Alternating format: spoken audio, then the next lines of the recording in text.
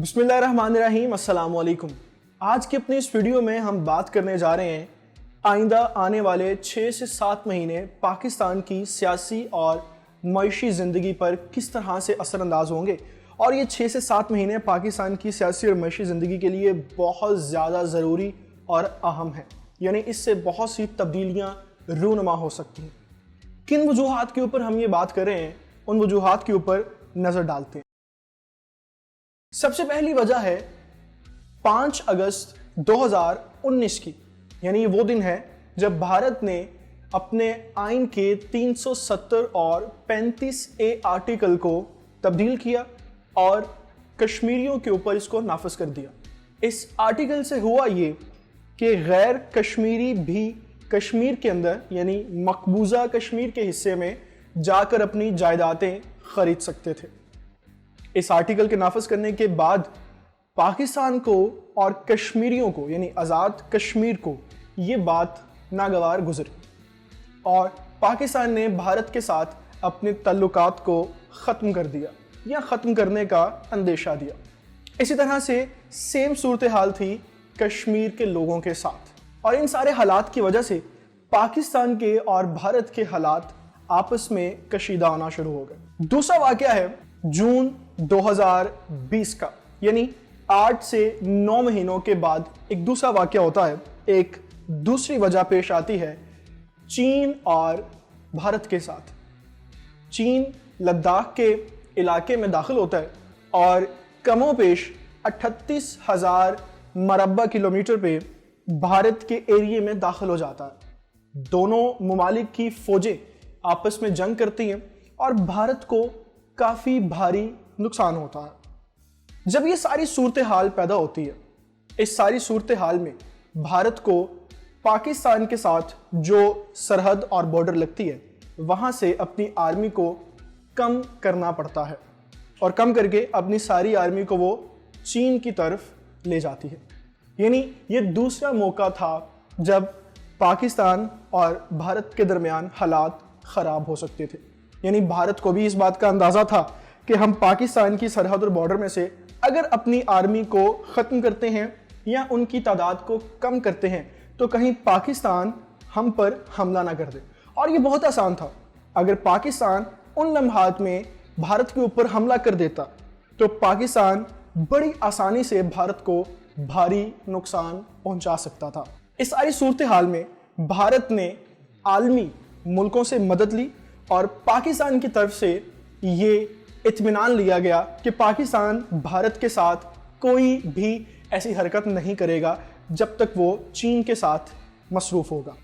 یہاں پر اپنے ناظرین کو میں ایک اور اہم بات بتاتا چلتا ہوں کہ پاکستان، بھارت اور چین تینوں ممالک کے درمیان یہ جو کشیدگی پیدا ہوئی تھی یہ پہلی مرتبہ نہیں تھی، یعنی اس سے پہلے بھی 1962 میں یہ کام ہو چکا تھا جب چین اور بھارت کی آپس میں کشیدگی ہوئی، حالات خراب ہوئے تو پاکستان کو بھارت کے ساتھ حالات خراب کرنا پڑے، یعنی پاکستان تب بھی چین کے ساتھ تھا۔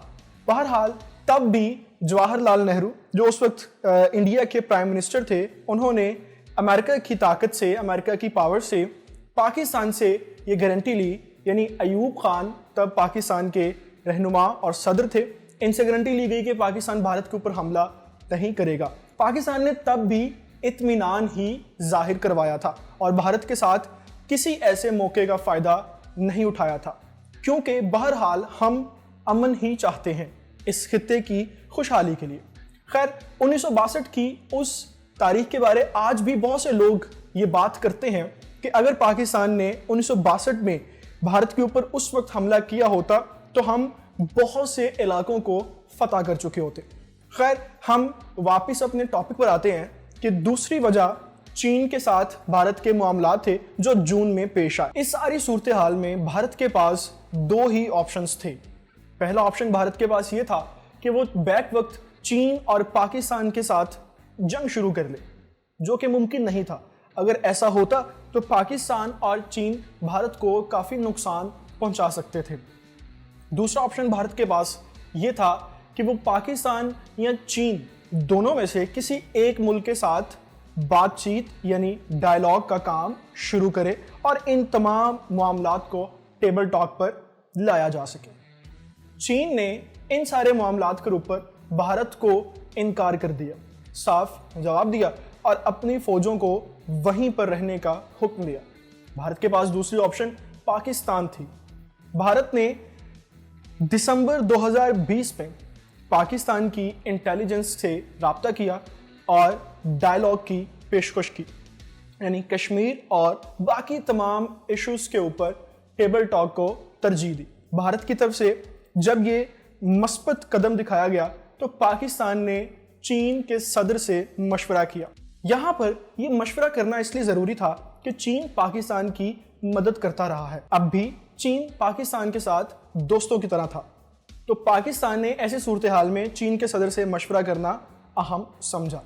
چینی صدر نے ایک دوست کی حیثیت سے ایک اچھا مشورہ دیا اور پاکستان کو یہ تلقین کی کہ آپ کشمیر کے ایشو کے اوپر اپنی رائے کو بدل لیں، یعنی آپ ٹیبل ٹاک کے تھرو اس ایشو کو اور باقی تمام ایشوز کو سالو کریں اور اپنی معاشی حالت کے اوپر دھیان دیں۔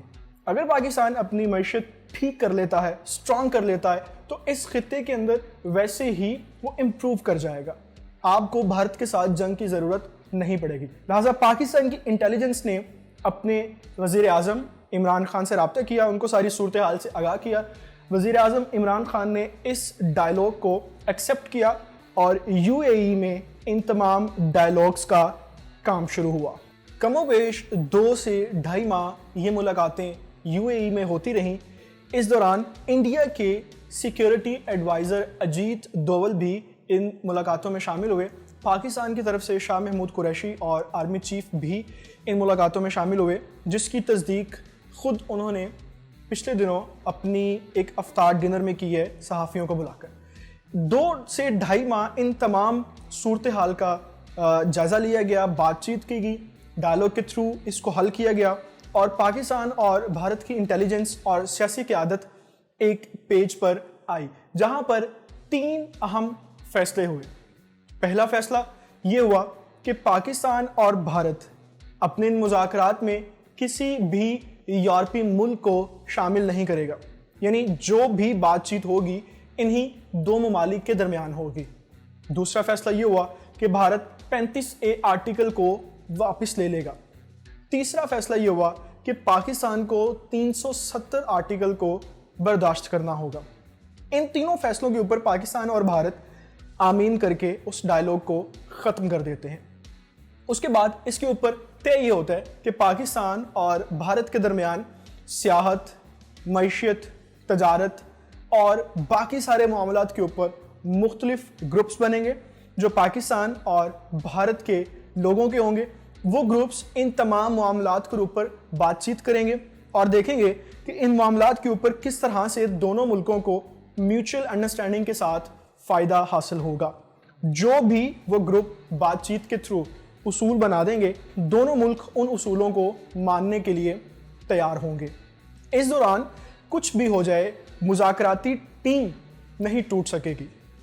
دوسری اہم بات اس میں یہ طے پائی کہ پاکستان اور بھارت کشمیر کے ایشو کو آئندہ 1 سے 1.5 سال میں ٹیبل ٹاک کے اوپر لے کر آئے گا اور اس ایشو کو بات چیت کے تھرو سالو کرنے کی کوشش کرے گا، اور جو بھی ممکنہ طور پر اس کا فیصلہ ہو سکے گا اس وقت کر دیا جائے گا۔ یعنی ممکن ہے کہ ان قریب کشمیر آزاد ہو جائے گا انشاءاللہ۔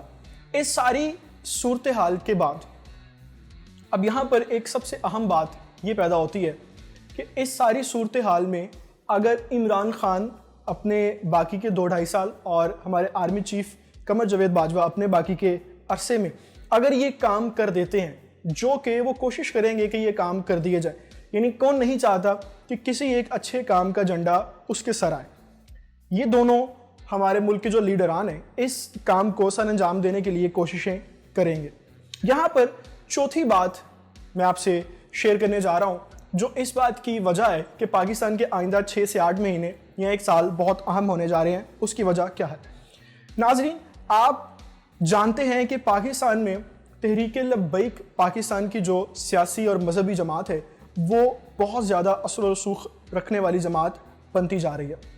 हमारे यहाँ पर इंटेलिजेंस की कोशिश ये थी कि इस जमात को उभर कर सामने लाया जाए और मुमकिन है कि अगले इलेक्शंस में इस जमात को अपोजिशन में बैठने के लिए तैयार किया जाए। मगर पिछले दिनों में जो हालात पैदा किए गए टीएलपी की तरफ से, उन हालात के बाद इंटेलिजेंस और कोई भी इस्टेब्लिशमेंट ये नहीं सोच रही, ये नहीं चाह रही कि टीएलपी को अपोजिशन के ऐवानों में बिठाया जाए। यहाँ पर हम इस बहस में नहीं जाएंगे कि टीएलपी का काम सही था या गलत। तो इससे होगा क्या?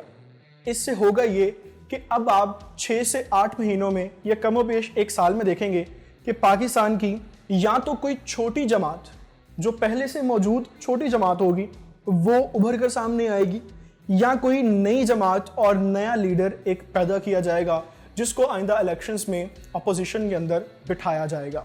मुमकिन है कि उस जमात को गवर्नमेंट भी दी जा सकती है मुश्तरका तौर पर। ये चौथी अहम बात थी। पांचवी अहम बात पाकिस्तान के हालात के ऊपर जो असरअंदाज होगी वो अफगानिस्तान का मामला है। यानी अफगानिस्तान का अमेरिका के साथ जो तालिबान का और अमेरिका का मुआहिदा हुआ है, उसके ऊपर अभी आपने देखा होगा कि अमेरिकी सदर ने ये कहा भी है कि हम सितंबर के महीने से पहले तक अपना आखिरी फौजी अफगानिस्तान से निकाल लेंगे।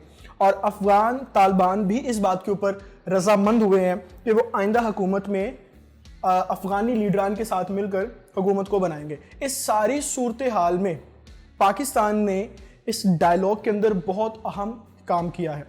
लेकिन यहाँ पर आपको एक बात और बताऊं कि पाकिस्तान ने इस डायलॉग के अंदर ज़मानती होने का भी सबूत दिया है। यानी अगर अफगान तालिबान अपनी बात से फिर जाते हैं या अमेरिका अपनी बात से फिर जाता है तो पाकिस्तान को दोनों ही सूरतों में नुकसान होगा।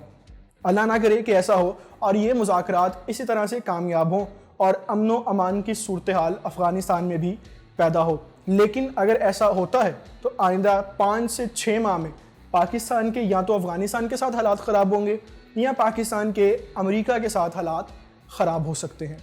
इन सारी सूरत हाल के बाद हम ये समझते हैं कि पाकिस्तान के आइंदा 6 से 8 महीने या 1 साल बहुत अहम होने जा रहे हैं।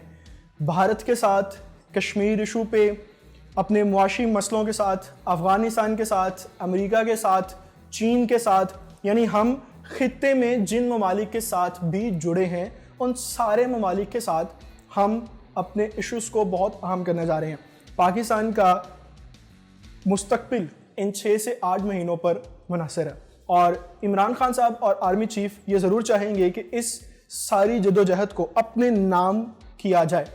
और ऊपर से कोरोना की वबा ने पूरी दुनिया को लपेट में लिया है। यानी इन सारी वजूहात के साथ अगर हम इस वबा को भी ऐड करें तो पाकिस्तान अपने मुस्तकबिल के हुर्फों को इन 6 से 8 महीनों में लिखेगा। हम उम्मीद करते हैं कि वो हुरूफ इंशाल्लाह सुनहरी होंगे। सलाम।